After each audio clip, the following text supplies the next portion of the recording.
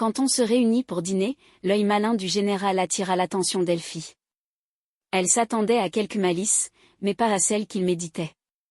À la fin du repas, qui fut animé par les réflexions des enfants sur les événements passés et futurs, le général dit avec un grand soupir, « Demain sera un triste jour pour vous, ma pauvre enfant. » « Pourquoi cela ?» répliqua Elfie avec quelque frayeur. Le général. « Parce que nous serons partis, Moutier et moi. » Elfie. « Partis. Demain ? Pourquoi si vite ? » Le général. « Parce que, ma déposition étant faite, grâce à vous, ma pauvre Elfie, nous n'avons plus que faire ici, et nous allons prendre nos eaux. » Elfie. « Votre déposition ? C'est pourtant vrai, Joseph, c'est moi qui vous fais partir. » Moutier. « Eh bien. Ne faut-il pas que nous achevions notre guérison ? En partant plus tôt, nous reviendrons plus tôt, et nous nous marierons plus tôt, c'est tout bénéfice. » Elfie. « C'est vrai, mais... » Le général. « Mais vous voudriez peut-être nous accompagner pour me soigner là-bas. Je ne demande pas mieux, moi, je vous emmène. » Elfie. « Quelle folie, général, vous avez toujours des idées, des idées. » Le général. « Biscornu, absurde. » Dites, ne vous gênez pas Elfie. « Pas du tout, général, je n'ai dans la tête aucune pensée malhonnête pour vous, je voulais dire, des idées drôles. » Le général. « C'est ça, comme je le disais. Absurde et drôle, c'est la même chose. Donc, j'ai des idées absurdes ? Merci, mademoiselle Elfie. » Elfie. « C'est très mal ce que vous dites là, général. » Le général rit, « Oui, très mal, vous me faites dire des sottises que je n'ai pas dites, vous vous moquez de moi.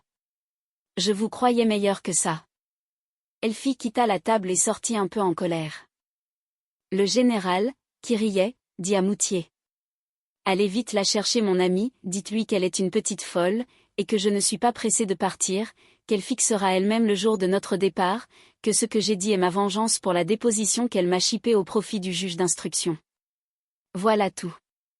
Moutier partit en riant, et ne fut pas longtemps sans revenir avec Elfie, qui apportait le café et l'eau-de-vie, qu'elle posa sur la table. « Ah !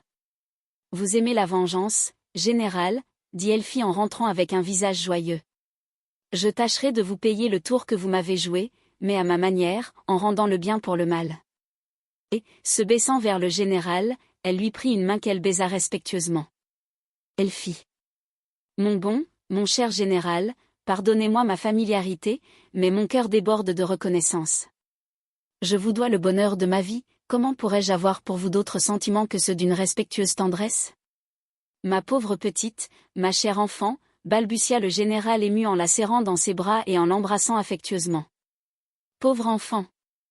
Excellent cœur. » Le général, s'attendrissant de plus en plus, se leva de table à son tour et s'en alla dans sa chambre. Elfie souriait, Moutier aussi, Madame Blido riait, Jacques et Paul étaient surpris.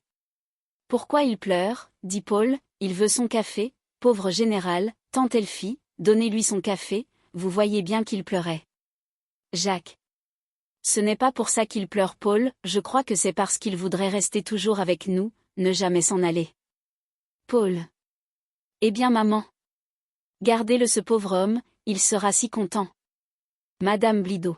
« Il ne voudra pas mon enfant, il s'ennuierait beaucoup. » Le général rentra, le visage rouge, les cheveux ébouriffés, Paul s'élança au-devant de lui. « Général, restez avec nous toujours, vous serez content, vous ne pleurerez plus. » Le général sourit, et, passant sa main sur la tête de Paul. « Je ne peux pas rester mon garçon, mais je vous emmènerai tous les deux avec moi si vous voulez. » Paul. « Je ne veux pas m'en aller, je veux rester avec maman et tante Elfie. » Le général. « Et toi, Jacques, veux-tu ? » Jacques. « Je ne veux pas quitter Paul, maman et tante Elfie. » Jacques prit la main de Paul et l'emmena dans le coin le plus éloigné de la salle où ils se rencognèrent contre le mur. Le général regardait ces deux jolis enfants, dont les cheveux bruns bouclés faisaient ressortir leur charmant visage, leur teint frais et leur physionomie à la fois douce et décidée. « Charmants enfants, » dit le général à mi-voix. « En vérité, je voudrais avoir ces enfants-là. Je les adopterais, ils n'ont ni père ni mère. Voyons, enfant, continua-t-il tout haut, venez avec moi, je serai votre petit papa, je vous aimerai bien, je vous donnerai tout mon argent, vous mangerez toute la journée tout ce que vous voudrez, vous serez heureux comme des rois. Voulez-vous? Jacques, avec fermeté. Non, je ne veux pas. J'aime maman, j'aime ma tante, j'aime mon bon ami Moutier, j'aime tout ici, je n'ai pas besoin d'argent, je n'ai pas besoin de manger, je ne veux pas plus que ce que j'ai. Paul. Et moi je ne veux pas d'un papa si vieux, si gros, si rouge. J'aime mieux mon bon ami Moutier, qui n'est jamais en colère, qui ne crie jamais. Le général, se promenant les mains derrière le dos. Bien, bien, mes enfants, assez comme ça. C'est dommage. Ces enfants me plaisent. Je les aurais aimés. Je n'ai rien à aimer, moi. Tout le monde est mort chez moi. C'est ennuyeux pourtant. Et qu'est-ce que je ferai de mon argent? Puisque je n'aime personne chez moi. Et ceux que j'aime ici ne veulent pas de moi. Pauvre Dourakine. Je parais être heureux, et je suis très malheureux. Oh oui, mon pauvre Moutier, ma bonne Madame Blido, ma chère Elfie, je suis un pauvre homme bien à plaindre. Personne ne m'aime, personne ne m'aimera. Pauvre, pauvre que je suis. Et le général se jeta sur une chaise et se mit à gémir tout haut. Ses trois amis, inquiets de cet accès de désespoir, s'approchèrent de lui pour essayer de quelque consolation. Tout à coup il se leva brusquement de dessus sa chaise et frappa la table de son poing. Madame Blido, Elfie sautèrent en arrière, Jacques et Paul poussèrent un cri de frayeur, Moutier lui-même fit un mouvement de surprise. Le général les regarda tous d'un air calme. « Suis-je bête, dit-il, on n'est pas plus sot que je ne suis. Moi, malheureux. Et pourquoi malheureux? Parce que je n'ai pas de famille? Et parbleu, je me ferai une famille, ce n'est pas difficile. Je prendrai Torchonnet. Moutier, allez me chercher Torchonnet, dites au curé que je veux l'emmener, l'adopter, lui donne 600 000 roubles de revenus. Allez donc, mon ami. Mais, général, dit Moutier en souriant, je ne sais pas si monsieur le curé voudra. Le général. Comment, s'il voudra? 600 000 roubles de revenus à un meurt-de-faim, à un Torchonnet? Nous allons voir ça. J'y vais moi-même. Et le général courut à la porte, sortit sans même prendre son chapeau. Moutier resta ébahi, Madame Blido et Elfie se regardaient avec surprise, elles finirent par rire. Il est un peu fou, dit Madame Blido. Elfie. C'est dommage. Il est bon. Moutier. Oh oui, bien bon, Elfie. Si vous saviez avec quelle patience il écoutait tous mes récits, avec quelle bonté et quelle délicatesse il me faisait accepter ce dont je manquais, et ce que mes moyens ne me permettaient pas de me donner. Et comme il a été bon et prévoyant pour notre mariage. Il n'est pas fou, non, il a toute sa raison mais il est bizarre et il se laisse aller à tous ses premiers mouvements. Le voilà qui revient déjà. La conférence n'a pas été longue. Le général rentra aussi précipitamment qu'il était sorti. « A-t-on idée d'un ours pareil ?» dit-il en rentrant. « Il ne veut pas. » « Et savez-vous pourquoi ? » « Parce que je suis schismatique. » « Oui mes amis, c'est pour cela. Je suis tic, il ne me trouve pas assez bon pour élever un Torchonnet. C'est incroyable. Il est fou ce curé. Et puis, quel droit a-t-il sur cet enfant? Il l'a volé à ces gueux de Bournier. De quel droit refuse-t-il la fortune de cet enfant? Ah! Il croit pouvoir faire le maître? Mais je plaiderai, moi. J'irai me plaindre à mon ami le juge d'instruction, je ferai fourrer ce curé en prison, et son Torchonnet avec lui, si celui-là aussi refuse de venir chez moi. Moutier, nous irons demain porter notre plainte au juge d'instruction. Moutier. Mais, mon général. Le général. Il n'y a pas de mais. Je veux mon Torchonnet. Moutier. Mon général, permettez-moi de vous faire observer que Torchonnet est un garçon mal élevé, qui vous ferait peut-être honte dans votre pays. Peut-être même est-il vicieux, ayant vécu avec des brigands. Le général. C'est vrai ça. Au fait, il doit jurer, voler, comme les coquins qu'il a servis. Ce serait joli, un comte d'Ourakine jurant comme un charretier, volant dans les poches des voisins. Et moi qui n'avais pas songé à cela. Merci, mon brave Moutier, vous m'avez empêché de faire une fière sottise. Moutier. Vous ne l'auriez pas faite, mon général. Vous auriez eu le temps de la réflexion. En France, les adoptions ne sont pas faciles, et le petit est français. Le général. Tant mieux mon ami, tant mieux. Je vais retourner chez le curé pour lui dire que je renonce à Torchonnet. Moutier. J'irai le lui dire, si vous voulez, mon général, car c'est toujours ennuyeux de se dédire.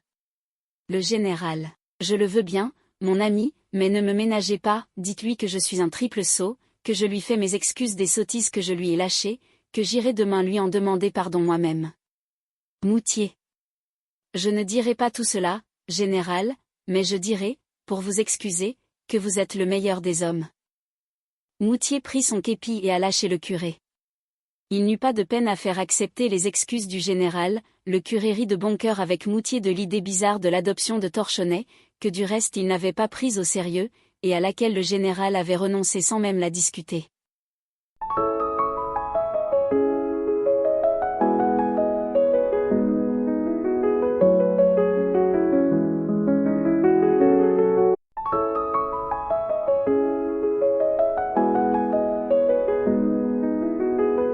Lorsque Moutier fut de retour, Elfie lui reparla du départ pour les eaux. J'ai réfléchi, dit-elle, et je crois que le plus tôt sera le mieux, puisqu'il faut que ce soit. Moutier. Vous savez, Elfie, que le général s'est mis à votre disposition, et que c'est à vous à fixer le jour. Elfie. Et que diriez-vous si je disais comme le général, demain? Moutier. Je dirais, mon commandant, vous avez raison, et je partirai. Elfie. Merci, Joseph, merci de votre confiance en mon commandement.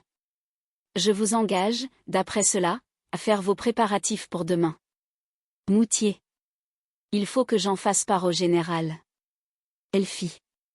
Oui, oui, et tâchez qu'il ne s'emporte pas et qu'il n'ait pas quelque idée, à sa façon. Moutier entra chez le général, qui écrivait. Moutier. Mon général, nous partons demain si vous n'y faites pas d'obstacle. Le général.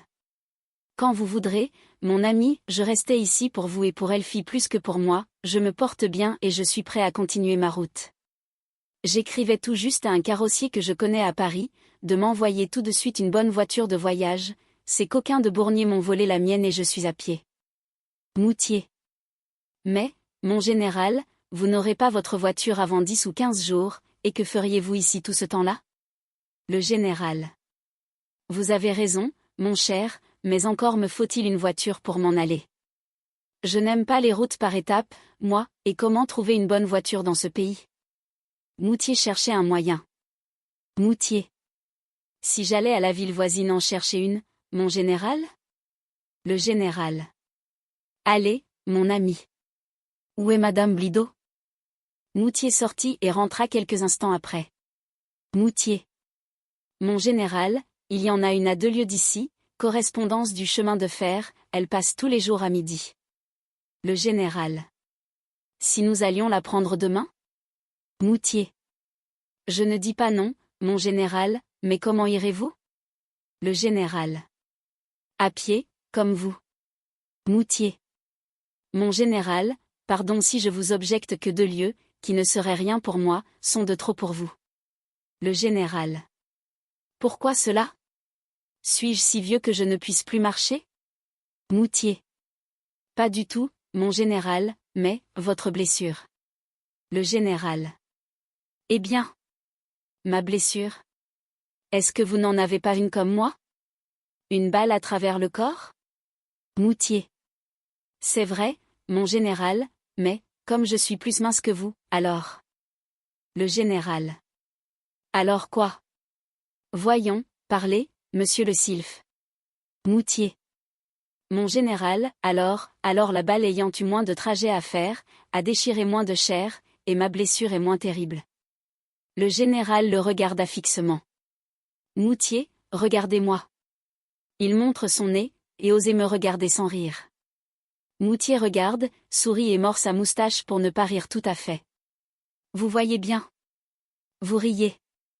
Pourquoi ne pas dire franchement, général, vous êtes trop gros, trop lourd, vous resterez en route. Moutier veut parler. Taisez-vous. Je sais ce que vous allez dire. Et moi je vous dis que je marche tout comme un autre, que j'irai à pied, quand même vous me trouveriez 10 voitures pour me transporter. Moutier. Mon général, je suis tout à fait à vos ordres, mais je crains que vous ne vous fatiguiez beaucoup, avec ça qu'il fait chaud. Le général. J'arriverai, mon ami, j'arriverai. À mes paquets maintenant. D'abord je laisse ici tous mes effets, je n'emporte que l'or, que vous mettrez dans votre poche, le portefeuille, que j'emporte dans la mienne, du linge pour changer en route et mes affaires de toilette dans ma poche. J'achèterai là-bas ce qui me manquera. Le général, enchanté de partir à pied, en touriste, rentra rayonnant dans la salle où ne se trouvait plus qu'un seul voyageur, un soldat. Ce soldat se tenait à l'écart, ne s'occupait de personne, ne disait pas une parole, son modeste repas tirait à sa fin. Le général le regardait attentivement. Il le vit tirer sa bourse, compter la petite somme qu'elle contenait et en tirer en hésitant une pièce d'1 franc. « Combien, madame » dit-il à madame Blido. Madame Blido. Pain, 2 sous, fromage, 2 sous, cidre, 2 sous, le total, 6 sous ou 30 centimes. Le visage du soldat s'anima d'un demi-sourire de satisfaction. Le soldat. Je craignais d'avoir fait une dépense trop forte. Vous avez oublié les radis. Madame Blido. Oh. Les radis ne comptent pas, monsieur. Au moment où il allait payer, Elfie, à laquelle le général avait dit un mot à l'oreille, plaça devant le soldat une tasse de café et un verre d'eau-de-vie. Je n'ai pas demandé ça, dit le soldat d'un air moitié effrayé. Elfie. Je le sais bien, monsieur, aussi cela n'entre pas dans le compte, nous donnons aux militaires la tasse et le petit verre par-dessus le marché. Le soldat se rassit et avala lentement et avec délice le café et l'eau-de-vie. Le soldat. Bien des remerciements, mademoiselle, je n'oublierai pas l'ange gardien ni ses aimables hôtesses. Le général s'approcha de lui. Du quel côté allez-vous, mon brave? Aux eaux de Bagnoles, répondit le soldat surpris. Le général. J'y vais aussi. Nous pourrons nous retrouver au chemin de fer pour faire route ensemble. Le soldat. Très flatté, monsieur, mais je vais à Domfront pour prendre la correspondance du chemin de fer. Le général. Et nous aussi. Parbleu. Ça se trouve bien, nous partirons demain tous 3 militaires? Ça ira bien. Le soldat. Il faut que je parte tout de suite, monsieur, on m'attend ce soir même pour une affaire importante. Bien fâché, monsieur. Nous nous retrouverons à Bagnoles. Le soldat porta la main à son képi, et sortit avec le même air grave et triste qu'il avait en entrant. Sur le seuil de la porte, il aperçut Jacques et Paul qui rentraient en courant. Il tressaillit en regardant Jacques, le suivit des yeux avec intérêt et ne se mit en route que lorsqu'il eut entendu Jacques dire à madame Blido. « Maman, monsieur le curé est très content de moi. » Jacques fit voir ses notes et celles de Paul, elles étaient si bonnes que le général voulut absolument leur donner à chacun une pièce d'or. « Prenez, mes enfants, prenez, dit-il, c'est l'adieu du prisonnier, ce ne serait pas bien de me refuser parce que je ne suis qu'un pauvre prisonnier. Jacques. Oh. Mon bon général, comment pouvez-vous croire? Vous qui êtes si bon. Le général. Alors prenez. Et il leur mit à chacun la pièce d'or dans leur poche. La journée s'acheva gravement, le général était pressé de partir, et allait sans cesse déranger ses affaires, sous prétexte de les arranger. Moutier et Elfie étaient tristes de se quitter. Madame Blido était triste de leur tristesse. Jacques regrettait son ami Moutier, et même le général qui avait été si bon pour lui et pour Paul. On se sépara en soupirant, chacun alla se coucher. Le lendemain on se réunit pour déjeuner, il fallait partir avant 9 heures pour arriver à temps. Allons, dit le général se levant le premier, adieu, mes bonnes hôtesses, et à revoir. Il embrassa madame Blido, Elfie, les enfants et se dirigea vers la porte. Moutier fit comme lui ses adieux, mais avec plus de tendresse et d'émotion. Et il suivit le général en jetant un dernier regard sur Elfie.